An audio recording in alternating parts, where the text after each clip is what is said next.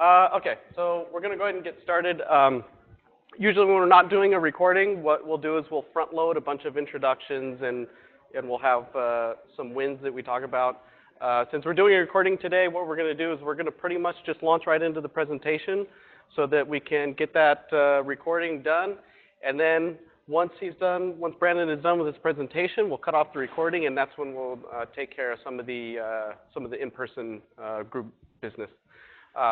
So without too much further ado, I want to introduce Brandon Olin, Dev Black Ops. He's going to talk about PowerShell classes. This is a presentation that he's working on for later in the year, and we're really happy to have him here and use this as a test audience. So here you go.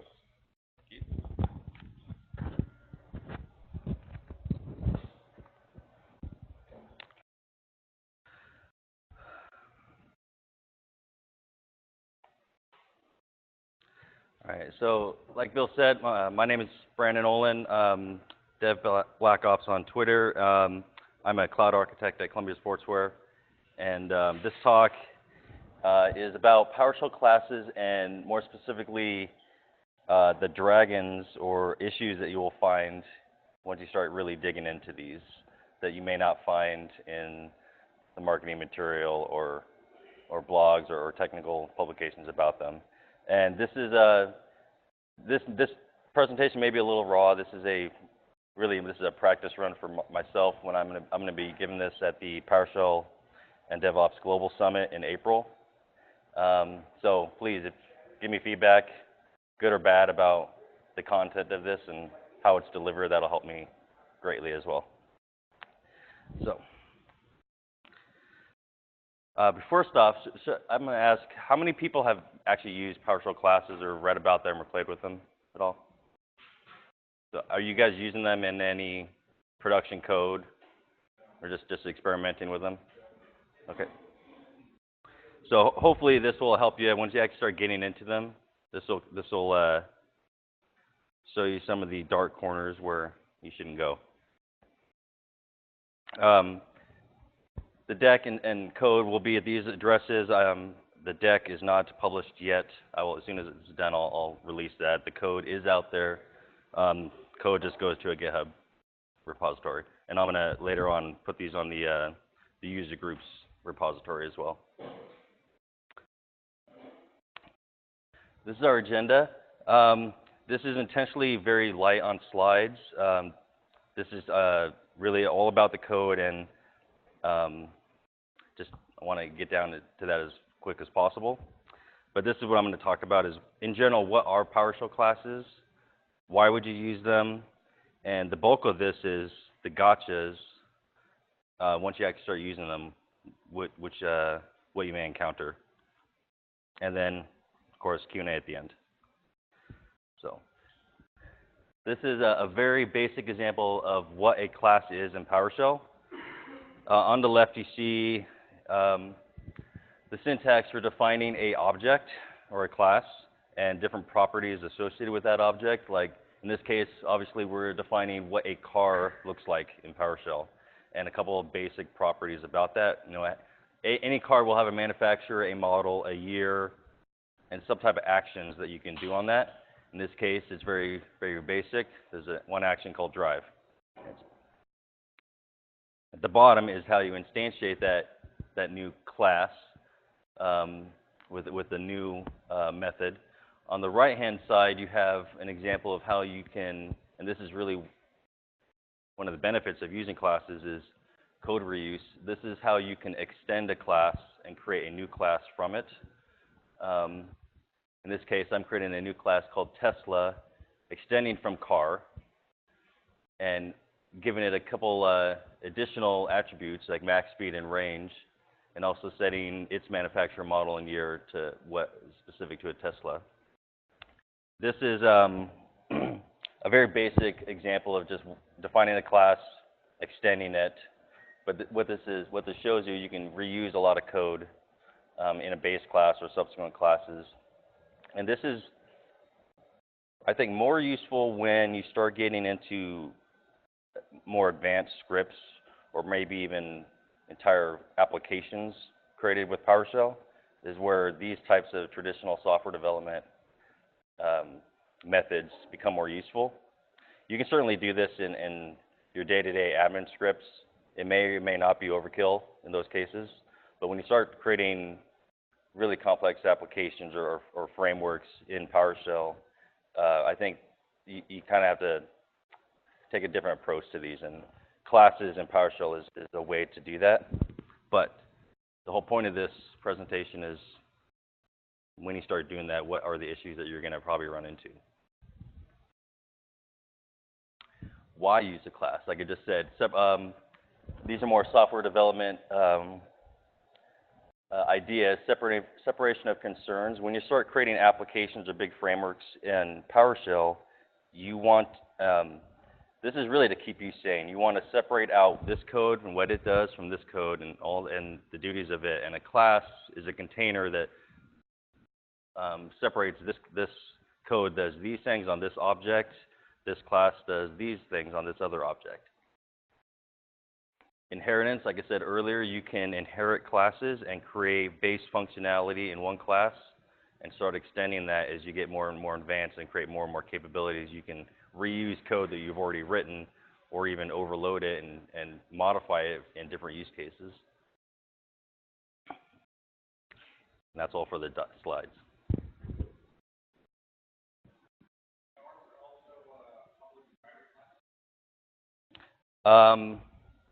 Not in PowerShell. So in C#, it's much more powerful in C#. And in PowerShell, you have the concept of public and private properties inside a class. And I'm going to show you some of the issues with that. But the class functionality in PowerShell is pretty basic, especially compared to C#.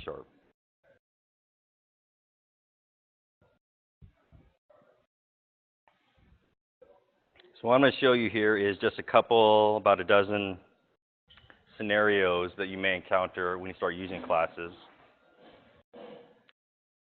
And these kind of go in order of complexity. First one is I need to, everything in a class is based on a PowerShell module, and hopefully everyone here has had experience creating modules from scratch in PowerShell. That's a kind of a key component of this. Here, I'm going to say I have a module called my class. So let's take a look at that. The base requirement for module.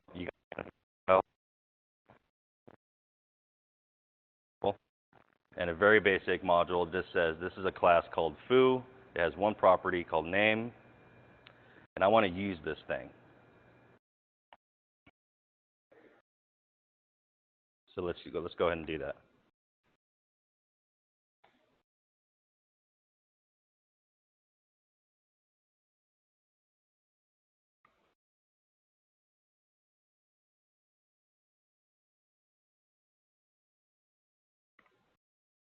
And I can't. Now, why is that? I imported the module. It seemed to import fine. The only thing in my module is that one class. Why can't I go and interact with it? And the main issue is that import module does not export classes like it does with functions and commandlets or aliases or any normal things you do in PowerShell. Classes are not exposed with it. So basically, import module is not useful to do classes this way. And I'm going to show you a different way to do it. But if you want to use classes and you want to import them from a module, it's not going to happen if you don't want to use them directly like this.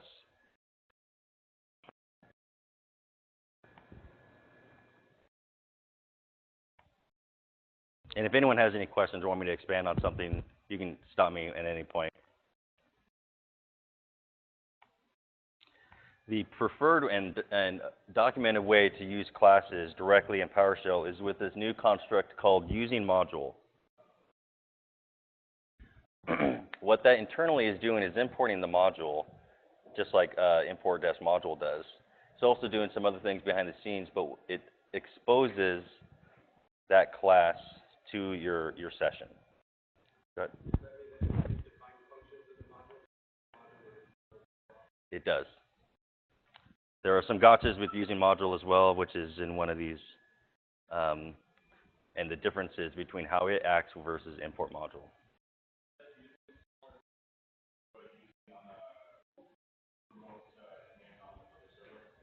The dollar using, no, totally different, yeah. Overloaded term, but yes, yeah, entirely different thing. So just to be safe, between each one of these, I'm going to restart my session, because that's another thing you'll find with working with classes, especially developing them, is it can be, you can be not really quite sure what version or what code you're actually running. When you're writing a class, reloading it, interacting with the different versions of it, it can really be confusing. So what I just personally do when I'm developing this and testing, I just restart the console every time. So let's do this one.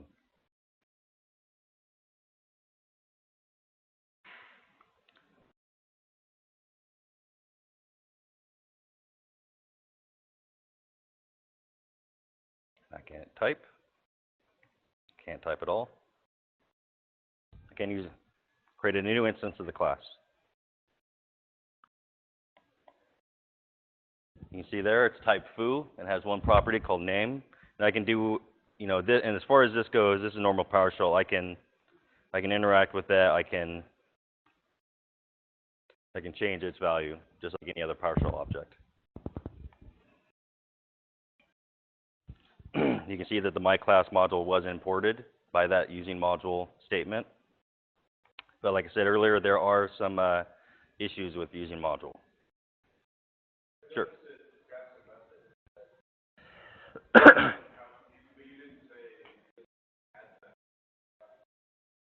On this one right here?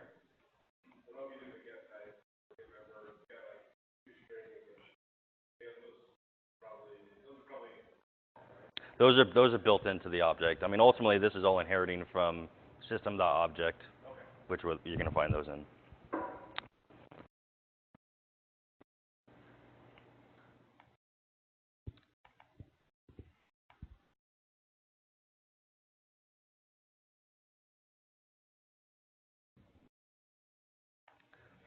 So in this case, I'm going to use import module again to import the car, in this case, the car module. And this is a case where you can interact with classes inside a module using import module. This is the trick you have to do, though. First off, let's look at that car module.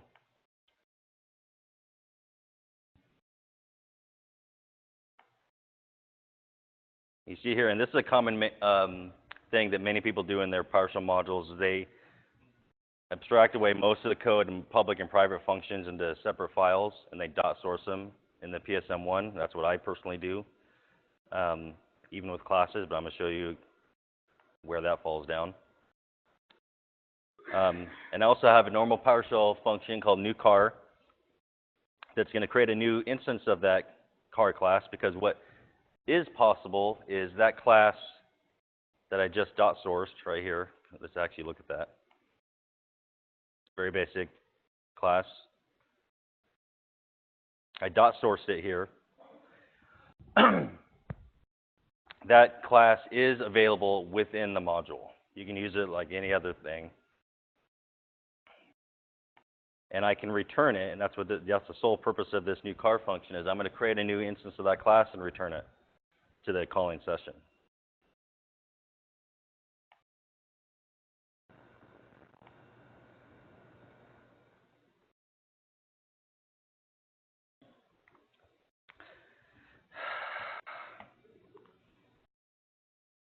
Why is version come up first then verbose, when verbose should come up first alphabetically? Anyway, so you can see I imported the module just fine. If I say new car, I get an instance back.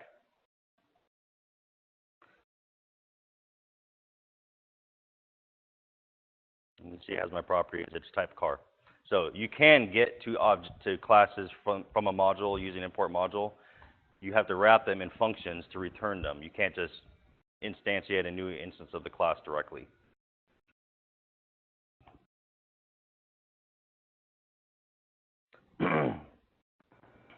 if anyone has any questions on that, you can go ahead and speak up.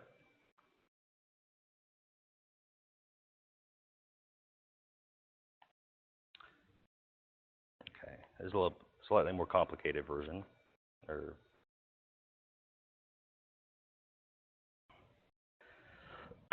So our car module has one class.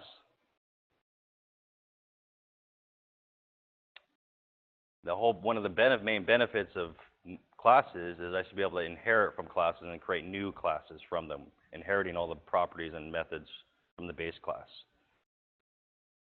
What I should be able to do also is have those in separate modules. So I have a module with some base classes, and I have another module that I want to extend with additional functionality. You would think that would work.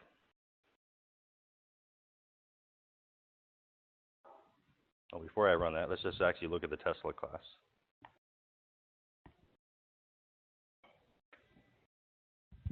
And here I am saying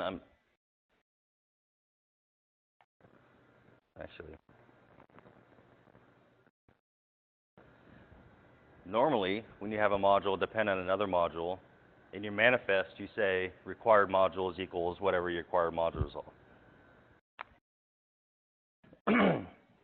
That does not work if you want to expect to get classes out of that module.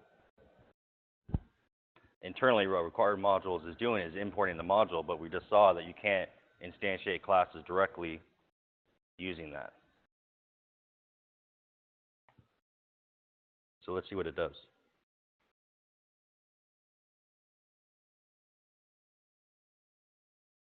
Can't find the car module.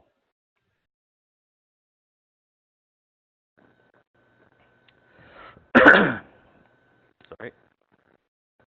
Let's check that out.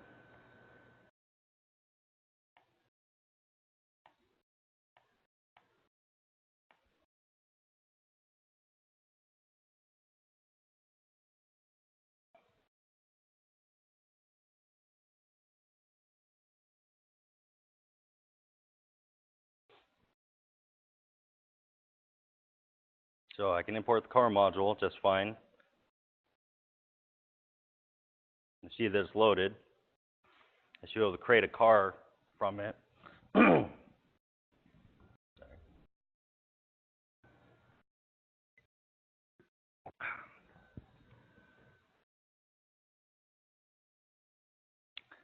like I just said, required modules doesn't import classes.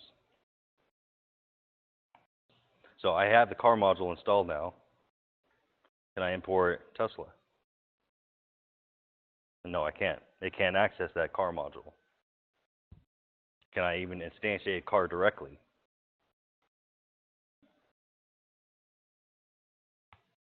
I can't. Now, why is that? I imported car with import module like you do any other normal module. What's wrong with it?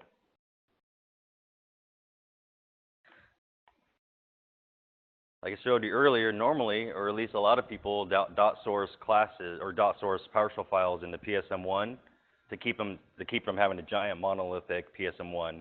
I personally do this with bigger, well, pretty much every module, but especially big ones, when I want to avoid like a 10,000 line PSM1 file. But this does not work with classes.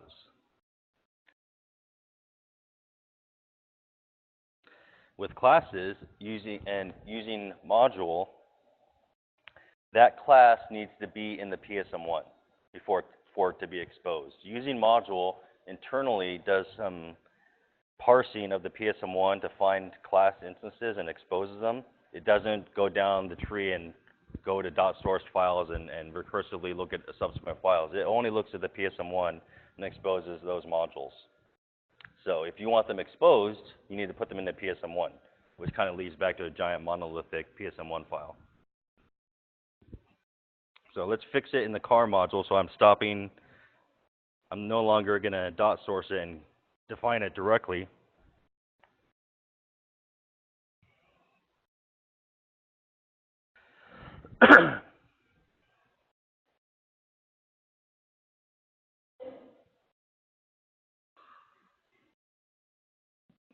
Now I can import it. Can I do this? No, I can't.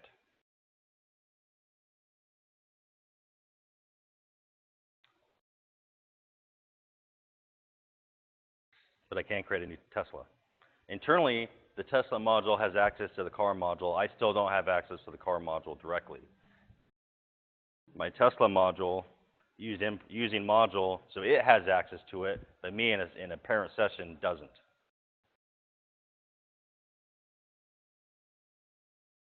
So these are the kinds of things you start running into when you start getting really deep into classes and creating, inheritance and many different classes. When you see lots of demos online of creating, very simple classes, and hey, look how great these are. This is the stuff you run into when you actually try to use them for real. And try to share them with other modules.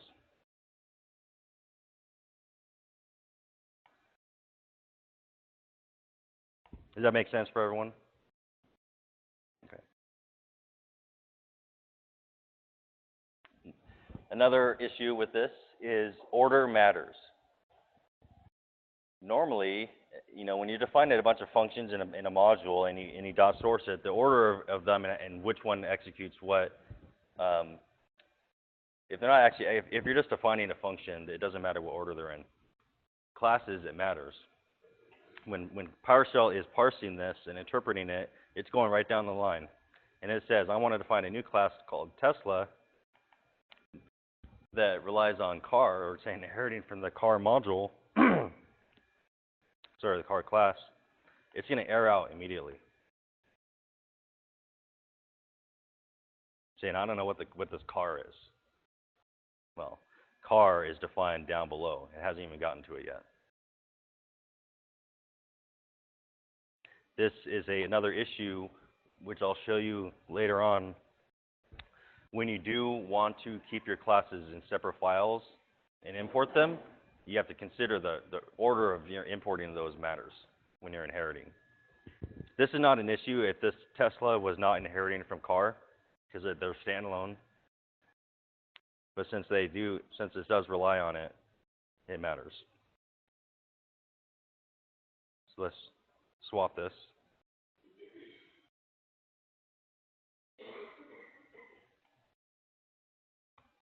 And now that works.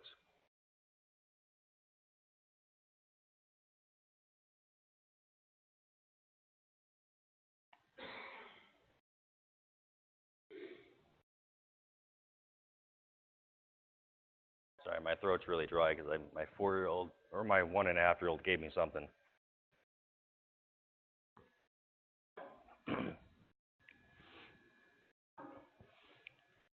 So your question about like private properties and public properties, this is, I wouldn't call it like a big issue, but this is just something to be aware of. And I know a little bit of C#. I'm not a C# developer, so I don't know the ins and outs.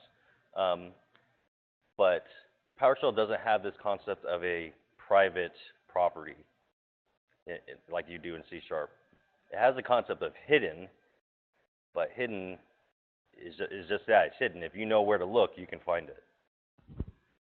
So here I'm defining a class called foo. One public property, not specifying hidden implies that it's public, called name, and another hidden property called secret. If I run this,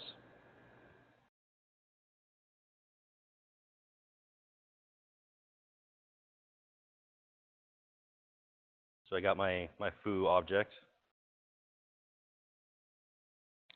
Now, I only see the name property, not the secret property. But if you use force, you can see a couple different methods. You can also see that secret property. It's not private. You can easily get to it. So hidden is not, it's not meant to prevent access to properties. You can easily get to them. It's really, I think, more of a convenience, say, of implying that this is a property that's internal to the class. Don't mess with it, but it's not enforced. As you can see, I can say, I can get that, oh, you don't also have tab completion with these. So I'm hitting tab. I don't see that secret But if I do name, I do. But it's still there. And I can change it.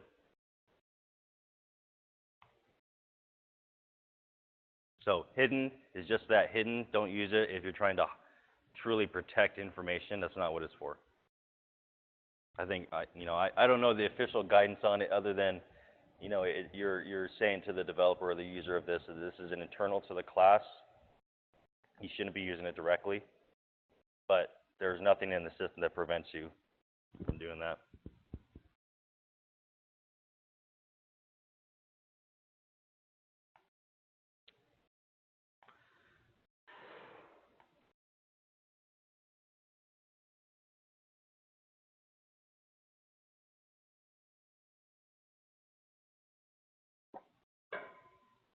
All right. Abstract classes. This is much more of a developer thing. I'm not going to say that I'm an expert in this, but it is something that you'll find a lot in C# and other object-oriented languages. There are times when you want to do inheritance. You have base functionality you want that's defined in, say, this animal class, and I want to create child classes that inherit from that. But it makes no logical sense to create an instance of an animal. There is no thing in life that you can say that's an animal. You have types of animals. The animal itself doesn't, you can't make something like that. An abstract class is a way to say that in code, is that this is a base class that implements some functionality, but you can't instantiate an instance of it directly. You have to inherit from it and create new classes. There is no concept of that in PowerShell, but it's all over C#. This is a way to mimic that in PowerShell by saying, well, I'm going to create a class called an animal, and in my constructor, when I create this instance of an animal, I'm going to do a little type checking and say, hey, is the type that I'm creating, am I an animal? If I am, I'm going to throw an error, saying you can't create an instance of me. You're mimicking a little bit the behavior of an abstract class, but this is a runtime check. This is not a compile time check. But this is a method, and there are a couple other examples of trying to do more C# methods in PowerShell. This is just one of them. But I'll show you how this works.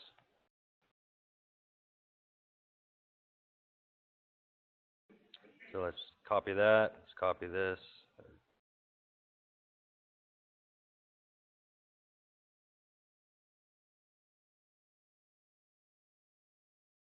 So I just do a custom error saying you can't create an instance of me because it makes no logical sense.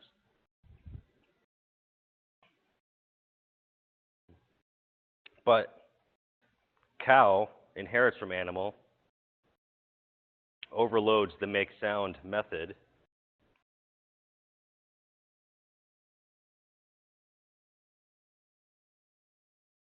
and I can't create an instance of that, and I can call that method. This is not really a gotcha per se. This is just something that's entirely missing from PowerShell, and this is just an example of how you can mimic that. Again, this is something that you could find useful when you start getting into really advanced modules with lots of classes, lots of inheritance, and you're controlling what people can do with your code.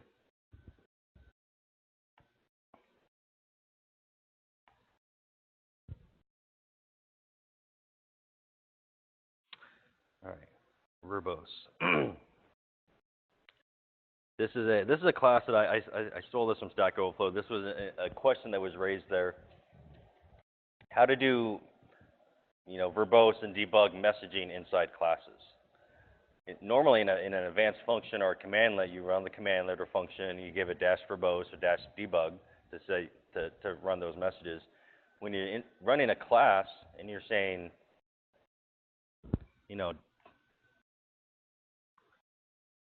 there is no verbose switch on this. How do you do debugging or make verbose messages when you're calling class methods directly? And the answer is classes, they are aware of verbose and debug, but you have to wrap them in a advanced function or commandlet and have that or your PowerShell session set your verbose or debug preference and then run your class method. And your class method will inherit those values. Does that make sense? I'll show you this. So let's create that class.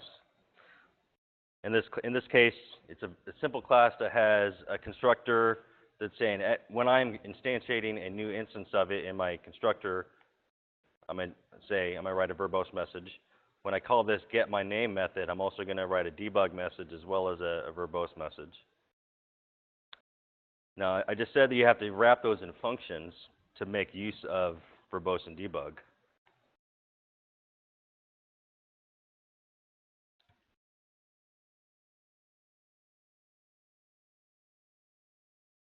So invoke normal function is going to create a new instance of that class and call it. What does it do?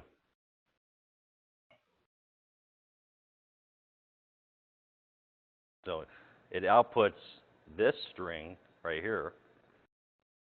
No debug. I have no verbose debug switches. Why don't I? Well, the answer is that is this a straight PowerShell function. You don't get verbose and debug with these. And what I certainly do, and I recommend, is just make this a habit all the time. Anytime you create a function in PowerShell, add this bit of code here to make this an advanced function. You just get a bunch of free functionality. So this advanced function is going to do the same thing.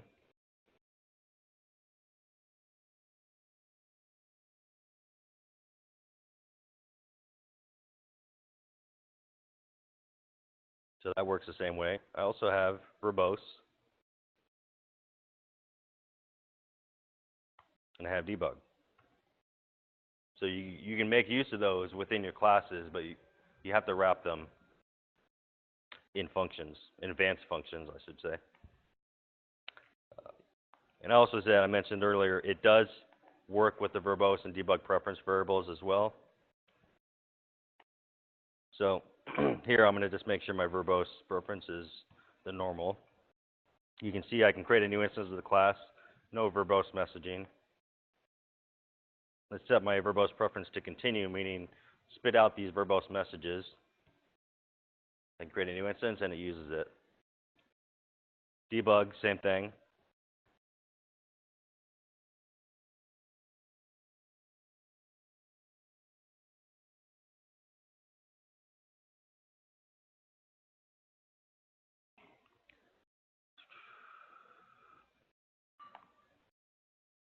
Any questions with verbose in classes? All right. Parameter validation. This is an interesting one.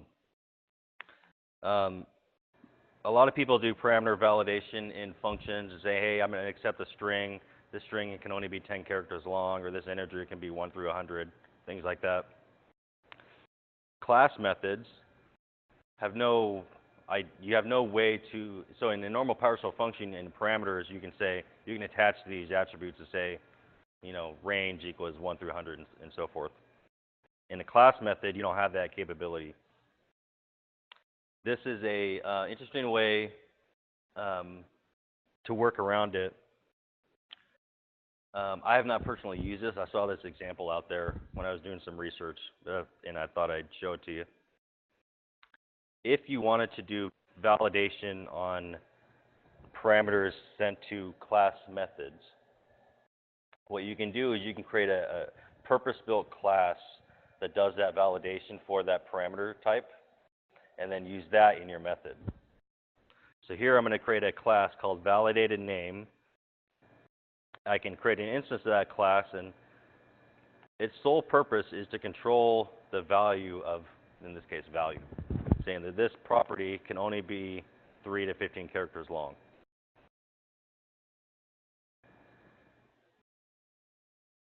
and I have a class that's going to use that. So when I call the myMethod method, it's going to accept an instance of that class, and by the fact of me doing this, it's casting the value that I send to it, and in this case I'm sending a string. It's going to attempt to cast that to a value of validated name, and it's going to work, and that's going to also force it to run this validation attribute against it.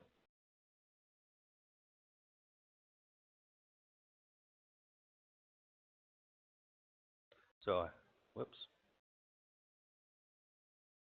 So I have my class.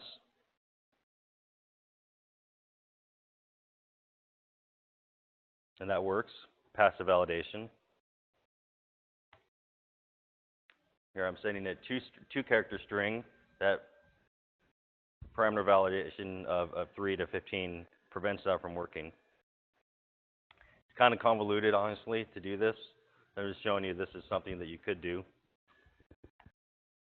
It's probably much more realistic that when you're working with these classes, they're being used in advanced functions and getting parameters passed to them, and do your normal parameter validation the normal PowerShell way. But this is just an interesting method.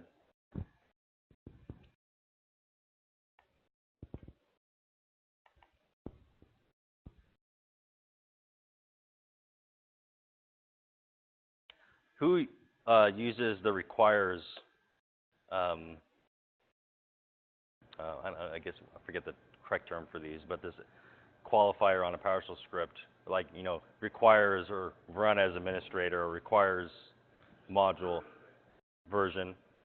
So you can do it with module as well, and I've seen this, and I've done this myself, although I've come to think it's an anti-pattern. Flat out, it just doesn't work with classes in those modules, and I'll show you why. So this car module up here, let me run this first to make sure that my current directory is in my PowerShell path.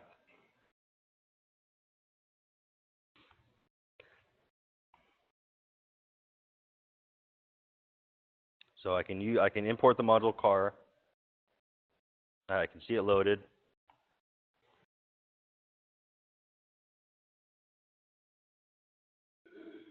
I can see I create a new instance of it. Now let's take this out and pretend that we were doing it this way.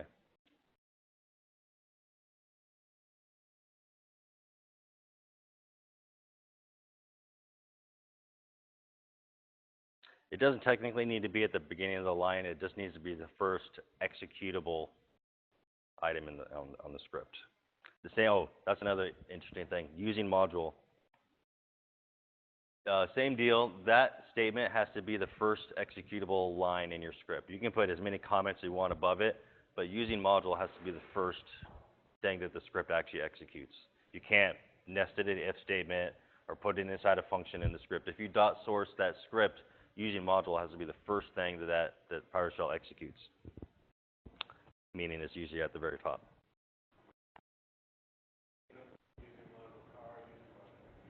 You can have multiple using modules, but you can't have anything in between them. Yeah. I don't remember if you can put them like in an array inline. And then one of the next examples, if you ever use module specifications, where you specify the name of the module and the version in a hash table, that does work, kind of. I'll show you why.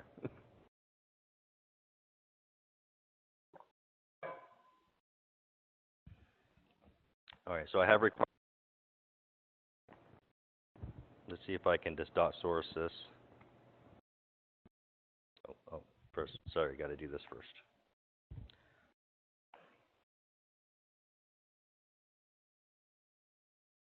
Make sure it's not loaded. Make sure that my current directory is in my module path. Can't do it. I'm saying import module car, and it did. You can see car is loaded, but again, I can't use that class directly. Now, if I were using that class within a function, it would work fine. Again, just like with import module, Because probably under the covers, that's what it requires actually doing. You have the same issue.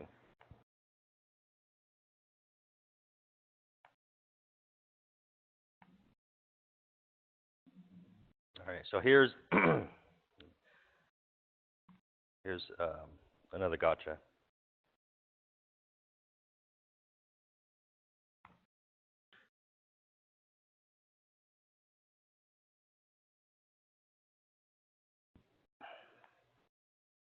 So I added my current directory in the path, which means if I use get module, look for anything available, I should see this fruit class, and I do. I see multiple versions because I have multiple versions of this fruit class, or this, fruit module. Now, from the command line, I can also say using module fruit, and it will work. It'll import it. And it imports version 2, the latest, just like import module does by default. It's going to import the latest. What if I want to import version 1?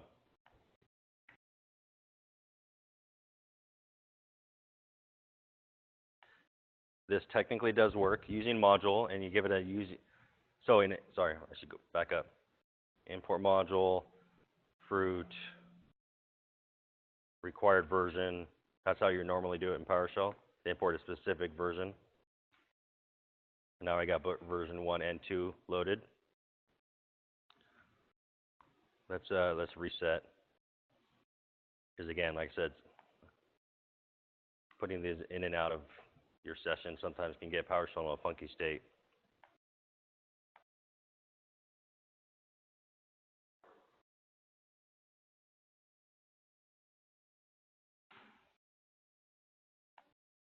So I'm going to say using module, fruit, version 1. Why is it importing version 2? Version 2. I'm sure that's a bug. I didn't see an issue in PowerShell repository about it. Whoops, I don't want Z shell. But that is the current issue, at least that I've experienced. If I want to use using module and specify the version, it's not going to work. Using that method anyway.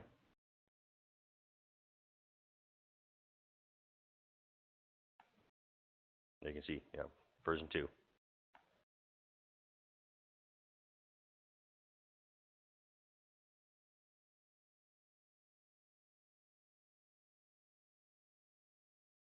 Okay.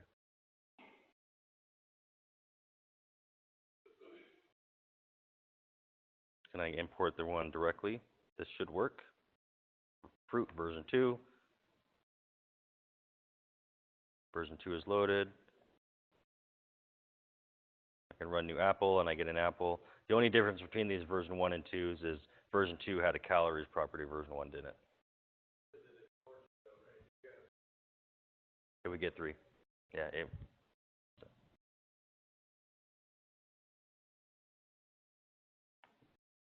So, what am I doing on time? Okay. Last demo.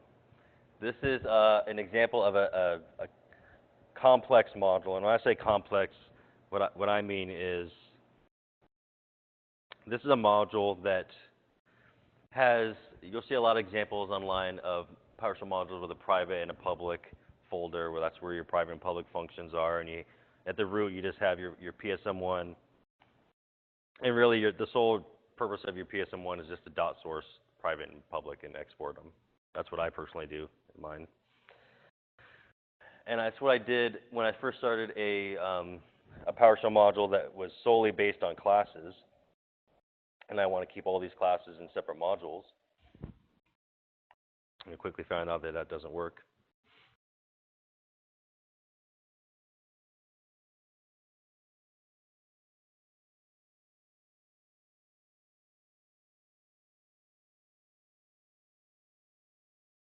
This is the way that I'm personally doing it with my modules when I use classes. I am compiling PowerShell modules, and I'll show you what that really looks like.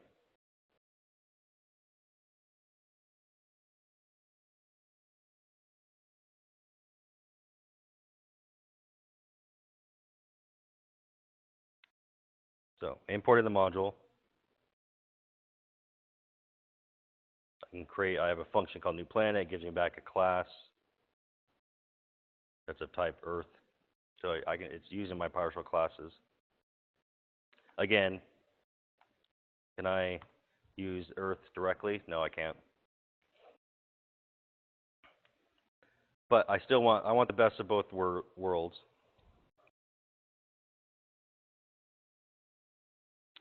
I'll show you what this looks like. So complex module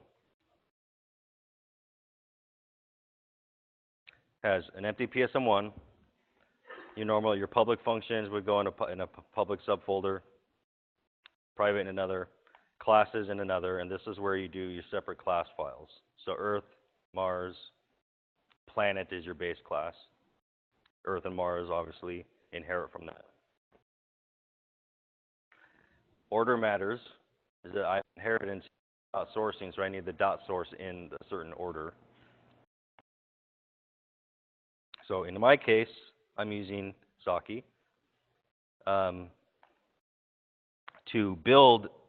have a build task that compiles. Really, it doesn't compile; it just concatenates files together into one giant PSM1. What I'm doing here is creating a module on the fly, and I'm outputting it to a bin folder, which just has your PSD1 and your PSM1. In this case, the PSM1 has the contents of each one of these files appended to it. And this is so I can import the module with using module, import the module with import module, and also reference those classes from other modules. But there are, still gotchas with it that I showed earlier. But this is the way that I came up with to make using classes and modules sane as much as I could make it personally. But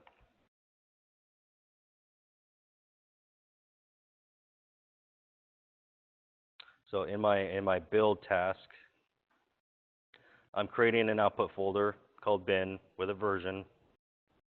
I'm looping through files, and this is a downside here.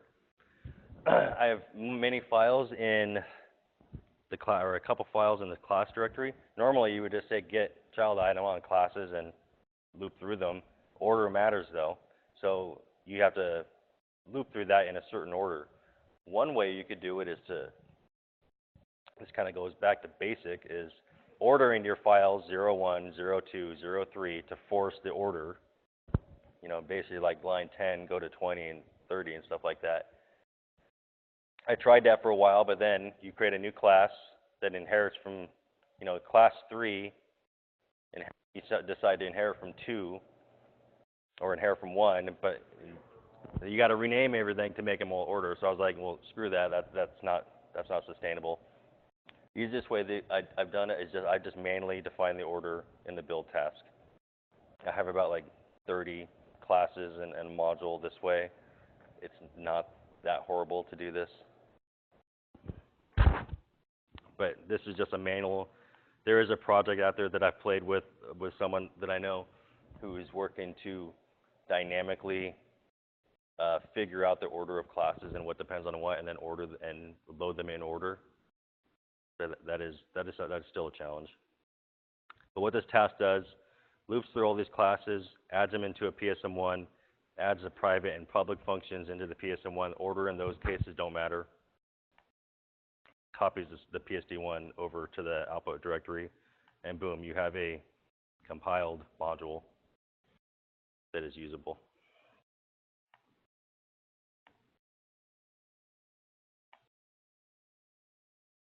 So those are those I have. If anyone has any questions on those.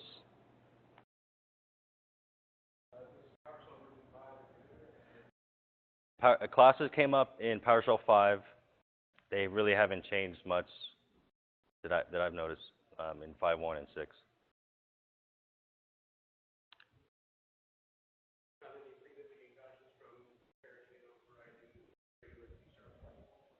I haven't done a whole lot personally with that. Yeah. Only so much pain at once. These are the key takeaways. with classes and the gotchas with them. Like I said, import module does not expose those classes to your session. Using module does, but there are issues with using module, like versioning. You cannot dot source the class files in the PSM1 if you wish to expose those classes to the outside world. If they're just meant to be internal to the module, that works perfectly fine. But if you want to share those outside and have another module inherit from them, can't do that. You have to put them in the PSM1. Order matters. I should say order matters only if classes depend on each other. If they're completely independent, you can load them in any order. No secrets. Class properties are not private or protected. They are hidden, and they're not hidden very well. Requires does not import classes, because internally it's just running import module. It doesn't expose them to the session. And there are other issues with it, which I can talk offline about why I think it's kind of a bad idea to use that to import modules anyway. You can use it for other things. I personally still think they're cool, classes. My big project that I use them with Poshbot is a chat ops framework in PowerShell. It's like 99% classes. And once I got through these issues and figured it out, I'm pretty quick with them and know how to work them in and out. But it was a pain to go through some of these issues. And mostly, it all comes down to importing modules and exposing those classes. That's really, all these things kind of interrelate to that. So that's what I have.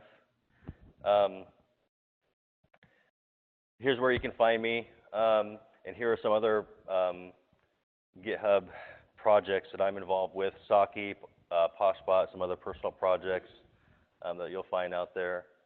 Those bit.ly links will link to this GitHub repo, which this code will live, and also to speaker deck where the presentation will be, but you can see the presentation is pretty meaningless.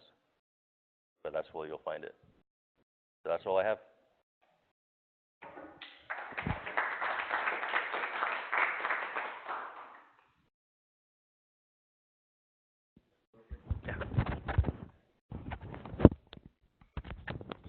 All right, so before we stop the recording, I just want to say thanks, Brendan, for coming out, for doing all that work and some of the great work you're doing for the community, especially with Sake right there.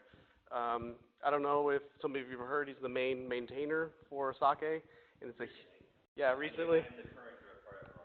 Right, and it's a hugely, hugely useful module. Check it out, definitely, and maybe check out some of the issues and give them a hand. I also want to say thanks to our sponsors. Sapien Software is providing the food and the drinks, as they always do, so thanks to Sapien for that. Thanks to Viewpoint Construction Software for the venue and for just being generally awesome to us specifically and to some of the other software communities in the area. We're not the only user group that they host, so thanks for that. And thanks to Columbia for providing the webcasting resources. And I think with all of that said, we'll go ahead and cut off the recording, and we'll take care of just some in-person user group business. So thanks a lot for watching, and thanks to you guys for coming, and we'll continue in person. Thanks.